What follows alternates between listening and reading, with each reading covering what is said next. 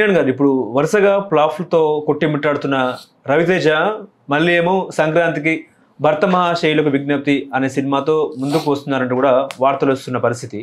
రవితేజ గారు మళ్ళీ రిస్క్ చేస్తున్నారా అంటే ఏం చెప్తారు? ఒకటి నేను 1,00,000 సార్లు చెప్పా, ప్రతి ఇంటర్వ్యూలోనూ చెప్తా, మళ్ళీ మళ్ళీ అదే చెప్తున్నా.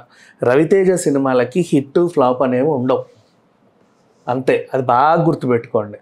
ఆయన వరుసపెట్టి సినిమాలు తీస్తూనే ఉంటాడు, వరుసపెట్టి సినిమాలు రిలీజ్ అవుతూనే ఉంటాయి, చూసేవాళ్ళు చూస్తూనే ఉంటారు. థియేటర్లో కాకపోతే ఓటీటీలో కాకపోతే టీవీలో, లేకపోతే ఇంకెక్కడో, బట్ ఖచ్చితంగా ఒక వాచ్ అయితే ఇస్తారు. రవితేజ సినిమాలు అలా ఉంటాయి. దానికి hit flop, collections, theatres, next ఇవేంటి బెనిఫిట్ షోలు, టికెట్ రేట్ల పెంపు, ఇవన్నీకి అతీతం ఆయన. అదొకటి బాగా గుర్తుపెట్టుకోవాలి. నెక్స్ట్ ఇప్పుడు మొన్న వచ్చిన సినిమా కూడా మాస్ జాతర నిజంగా చాలా బాగుంది, నాకైతే నచ్చింది, అభిమానులకి నచ్చింది, సినీ అభిమానులకు నచ్చింది. ఏదో కావాలి అని సినిమాలు ఈ మధ్య భూతద్దాలో పెట్టి చూస్తున్నారు చూసా, వాళ్ళకి ప్రతీదికి ఏదేదో కనిపిస్తూ ఉంటుంది, అంతే. సే రెగ్యులర్ మాస్ డ్రామా అబ్బా, చాలా సింపుల్. ఇప్పుడు ఒక ఏజెన్సీ ప్రాంతాల్లో సేమ్ అదే పుష్ప కాన్సెప్ట్, అదే ఘాటి కాన్సెప్ట్. ఇంకా అంతకుముందు కూడా బోల్డ్ సినిమాలు వచ్చాయి. ఇప్పుడు నీకు హార్బర్ ఉందనుకో, నేను హార్బర్కి స్ట్రిక్ట్గా ఎవడన్నా ట్రాన్స్ఫర్ చేశాడు, మన హీరో వచ్చాడు, అక్కడ అక్రమాలు ఏదో చెయ్యాలని, విలన్ గాడు అక్రమంగా ఏవో చేస్తూ ఉంటాడు, అంతేనా? ఫిష్ల ముసుగులోనో డ్రగ్స్ అనో అవన్నీ ఇవన్నీ తీస్తాడు. అండ్ ఇట్లా ఏజెన్సీ ప్రాంతాల్లో గంజాయి స్మగ్లర్లు ఉంటారు. ఇంకొంతమంది దేవర లాంటి దాంట్లో తుపాకులు పట్టుకెళ్తూ ఉంటే వాళ్ళు తీసుకుంటారు.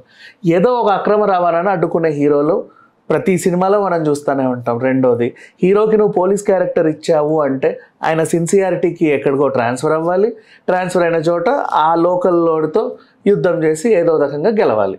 ఇవన్నీ రెగ్యులర్ కాన్సెప్ట్సే కదా. కాకపోతే ఆ సినిమా ఏంటి, ఎలా ఉంది, కాసేపు అలరించిందా లేదా అనేది ముఖ్యం. నెక్స్ట్, సినిమా అంటేనే అందరికీ తెలుసు అది నిజ జీవితం కాదు, అదొక ఫ్యాబ్రికేటెడ్ ప్రపంచం. వాళ్ళందరూ నటీనటులే, అవన్నీ సెట్లే. కానీ అందులో కూడా మనం ఓ చిన్న ఆనందాన్ని, ఆహ్లాదాన్ని వెతుక్కోవడానికి వెళ్తాం. కూర్చున్నంతసేపు అలరించిందా లేదా, ఇనఫ్. ఏవేవో ఎతకొద్దు. It's not a puzzle game. నువ్వు అక్కడికి వెళ్ళి కూర్చొని ఇది it's not a puzzle game, right? It's an entertainment, అంతే. నెక్స్ట్, అలా ఇప్పుడు రవితేజ గారి సినిమాలు కూడా అంతే. నెక్స్ట్, ఇప్పుడు వచ్చిన సినిమా ఆయన వరుస ఫ్లాపులతో ఉన్నాడు, కొట్టుమిట్ట ఆడుతున్నాడు, అసలు ఇది ఈయన నిలబెట్టుద్దా లేదా? నో యార్, ఇంకా 10 ఏళ్ళు అయినా ఆయనతో సినిమాలు చేసే వాళ్ళు ఉన్నారు, ఆయన సినిమాలు చేస్తాడు, రిలీజ్ అయితే చూసే ప్రేక్షకులు ఉన్నారు, అంతే. హిట్ ఫ్లాప్ అనేది ఎప్పుడైనా సరే ఆ డైరెక్టర్కి సంబంధం. ఆయన ఎంచుకున్న కాన్సెప్ట్ సరిగ్గా తెర మీద ప్రజెంట్ చేశాడా లేదా. ఇప్పుడు భర్త మహాశైలకు విజ్ఞప్తి అనే ఒక సినిమాకు సంబంధించినటువంటి ఒక పోస్టర్ రిలీజ్ అయింది. ఆయనకి ఏదో ప్రాబ్లం వచ్చింది, సాటి భర్తలను అడిగాడు.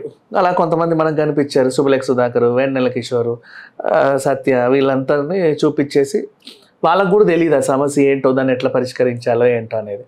సో ఈయన మనకు విజ్ఞప్తి చేశాడు, దీన్ని ఎట్లా పరిష్కరించాలి. వాట్ హ్యాపెండ్ అంటే 2 హీరోయిన్లు చూపించాడు, బాగుంది.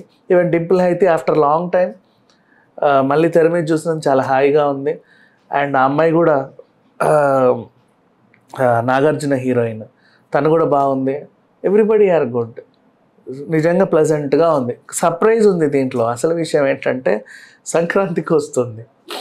సంక్రాంతి 2026 అనేది నేను చూసాను. మరి నేను తప్పుగా చూసానో లేకపోతే నాకేమన్నా తప్పుగా కనబడిందో నాకు తెలియదు, కానీ అంటే ఫ్యామిలీ సినిమాతో రవితేజ సంక్రాంతికి వస్తున్నాడు. అనిల్ రావిపూడి ఫ్యామిలీ ఎంటర్టైన్మెంట్తోనే వస్తున్నాడు. రవితేజ ఏదో సీరియస్గా డిస్కస్ చేస్తున్నాడు అనా ఒక ప్రాబ్లం గురించి. ఇక్కడ అనిల్ రావిపూడి మొన్న రిలీజ్ చేసిన సాంగ్లో కూడా హస్బెండ్ వైఫ్ విడిపోవడం, వాళ్ళ మధ్య పొరపొచ్చాలు అవే ప్రధానంగా కనబడ్డాయి. Naveen Polishetty full length comedy ఎంటర్టైనర్తో వస్తున్నాడు. సో ఈ సంక్రాంతికి టఫ్ ఫైట్ అనేది చాలా బాగుంది. నెక్స్ట్, దానికి ముందు Rajasaab, India's biggest horror comedy cinema and India's biggest super star. So దాన్ని ఎట్లా చూడాలో తెలియదు. 9th అది రిలీజ్, దాని తర్వాత వెంటనే ఫటాఫట ఇవన్నీ వచ్చేస్తాయి. ఈ సంక్రాంతికి అయితే ఫుల్ కన్నుల పండుగ. ఇవన్నీ ఒక ఎత్తు అయితే మళ్ళీ తమిళం నుంచి ఆయన జననాయకుడు వస్తుంది, విజయ్ లాస్ట్ సినిమా, అంటే ఆయనకు ఆఖరి వీడుకోలు, అంతే కదా, ఆఖరి ప్రదర్శన, ఆఖరి వీడుకోలు. నెక్స్ట్ సుధా కొంగర గారు, she's not a ordinary director. ఆవిడ వచ్చేసి పరాశక్తి అనే ఒక పవర్ఫుల్ సినిమాతో వస్తుంది. ఈ సంక్రాంతి ఉంటుంది చూడు, మామూలుగా ఉండదు. కాకపోతే రవితేజ సినిమా మళ్ళీ ఇవన్నిటి కాంపిటీషన్లో అదేం కాంపిటీషన్ కాదు ఎవరికి, ఓకేనా. రవితేజ సినిమాలు వస్తూ ఉంటాయి, వెళ్తూ ఉంటాయి, ఎవరికి కాంపిటీషన్ కాదు. వాళ్ళకి కూడా హిట్లు అవసరం లేదు, ఫ్లాప్లు అవసరం లేదు, ఏమీ లేదు. జస్ట్ అభిమానుల కోసం ఒక హీరో ఉన్నాడు అంతే. 2 నెలలకో 3 నెలలకో ఒకటి వస్తానే ఉంటుంది, వీళ్ళు చూస్తూ ఉంటారు, మా హీరో ఉన్నాడు, ఇన్నఫ్, దట్స్ ఆల్, అంతే. ఈ సంక్రాంతి ఎవరిది అంటే ఏం చెప్తారు? గత సంక్రాంతి ఏమో సంక్రాంతికి వస్తున్నాము, వెంకటేష్ గారి ఖాతాలో వెళ్ళిపోయినట్టు కూడా. నాకైతే ఈ తెలుగు సినిమాల కంటే తమిళ సినిమా పరాశక్తి ఎక్కువ కొట్టుద్ది అనిపిస్తుంది. దాంట్లో ఏదో చాలా పవర్ఫుల్ పాత్రలు, పవర్ఫుల్ ఇది కనబడతా ఉంది, మరి చెప్పలేం. బాక్స్ ఆఫీస్లో ఎవరు? ఖచ్చితంగా ప్రభాస్కి పెద్ద హిట్ రావాల్సిన అవసరం ఉంది. ఎందుకంటే రాజసాబ్ చాలా రోజులు పట్టింది, చాలామంది దాన్ని వాయిదాలు ఎప్పుడో రావాల్సిన సినిమా చాలా వాయిదాలకి ఈ సంక్రాంతికి వచ్చింది. ఖచ్చితంగా ప్రభాస్కి అయితే మంచి హిట్ పడాల్సిన అవసరం ఎంతైనా ఉంది. ఎందుకంటే భారీ ఖర్చుతో కూడినటువంటి సినిమా, సెట్ కూడా బాగుంది, చాలా విఎఫ్ఎక్స్ గ్రాఫిక్స్ ఖర్చు పెట్టారు, అండ్ ఆర్టిస్టులు కూడా అదే లెవెల్లో పర్ఫామ్ చేశారు. ఇకపోతే రవితేజకి హిట్ ఫ్లాప్ అవసరం లేదు, ఆయన సినిమాలు వస్తూనే ఉంటాయి అంతే. నవీన్ కూడా ఏమనుకోడు, జస్ట్ ఏదో సినిమా తీసామా, జనాలను అలరించిందా, ఇనఫ్. ఇకపోతే అనిల్ రావిపూడి సినిమా, ప్రతి సంక్రాంతికి ఆయన ఏదో సినిమా వస్తుంది, అందరినీ ఎంటర్టైన్ చేస్తాడు. ఆయన సినిమా ఆయన అంటే దాని మీద అంచనాలే ఉండవు, ఖచ్చితంగా ఫ్యామిలీస్ చూస్తారు, సో అలా అది వెళ్ళిపోతుంది అటు. హలో, తెలుగు రాజ్యం ఛానల్ చూస్తున్నారా? సామాజిక రాజకీయ జీవన చిత్రణే తెలుగు రాజ్యం.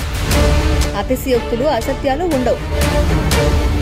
రాజకీయ కోణం కాదు, ప్రజా కోణమే కొలబద్ద. తెలుగు రాజ్యం వీక్షణ మీ ఉత్తమ అభిరుచికి నిదర్శనం.